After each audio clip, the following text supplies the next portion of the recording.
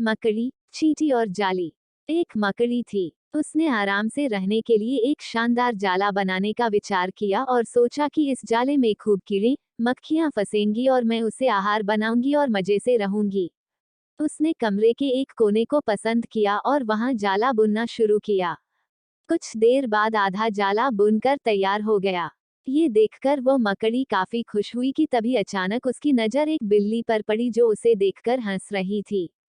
मकड़ी को गुस्सा आ गया और वह बिल्ली से बोली, हंस क्यों रही हो? हंसू नहीं तो क्या करूं? बिल्ली ने जवाब दिया, यहाँ मक्खियां नहीं है, ये जगह तो बिल्कुल साफ सुथरी है। यहाँ कौन आएगा तेरे जाले में? ये बात मकड़ी के गले उतर गई। उसने अच्छी सलाह के लिए बिल्ली को धन्यवाद दिया और जाला अधूरा छोड़कर दूसरी जगह तलाश करने लगी। उसने इधर उधर देखा। उसे एक खिड़की नजर आई और फिर उसमें जाला बुनना शुरू किया। कुछ देर तक वह जाला बुनती रही। तभी एक चिड़िया आई और मकड़ी का मजाक उड़ाते हुए बोली, अरे मकड़ी, तू भी कितनी बेवकूफ है। क्यों? मकड़ी ने पूछा। चिड़िया उसे समझाने लगी, अरे यहाँ तो खिड़की से तेज हवा आती है। यहाँ तो तू अपने जाले के साथ ही उड़ जाएगी। मकड़ी को चिड़िया की बात ठीक लगी और वो वहां भी जाला अधूरा बना छोड़कर सोचने लगी अब कहाँ जाला बनाया जाए। समय काफी बीत चुका था और अब उसे भूख भी लगने लगी थी। अब उसे एक अलमारी का खुला दरवाजा दिखा और उसने उसी में अपना जाला बुनना शुरू किया।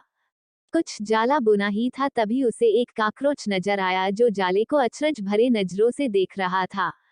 मकड़ी ने पूछा, इस तरह क्यों देख रहे हो? कॉकरोच बोला, अरे यहाँ कहाँ जाला बुनने चली आई, ये तो बेकार की अलमारी है। अभी ये यहाँ पड़ी है, कुछ दिनों बाद इसे बेच दिया जाएगा और तुम्हारी सारी मेहनत बेकार चली जाएगी। ये सुनकर मकड़ी ने वहां से हट जाना ही बेहतर समझा। बार बार प्रयास करने से वो काफी थक चुकी थी और उसके अंदर जाला बुनने की ताकत ही नहीं बची थी। भूख की वजह से वह परेशान थी। उसे पछतावा हो रहा था कि अगर पहले ही जाला बुन लेती तो अच्छा रहता। पर अब वो कुछ नहीं कर सकती थी, उसी हालत में पड़ी रही। जब मकड़ी को लगा कि अब कुछ नहीं हो सकता है तो उसने पास से गुजर रही चींटी से मदद करने का आग्रह किया। चींटी बोली, मैं बहुत देर से तुम्हें देख रही थी। तुम बार बार अपना काम शुरू करती और दूसरों के कहने पर उसे अधूरा छोड़ देती। और जो लोग ऐसा करते हैं उनकी यही हालत होती है। और ऐसा कहते हुए वह अपने रास्ते चली गई और मकड़ी पछताती हुई निढाल पड़ी रही। दोस्तों, हमारी जिंदगी में भी कई बार कुछ ऐसा ही होता है। हम कोई काम शुरुआत करते हैं।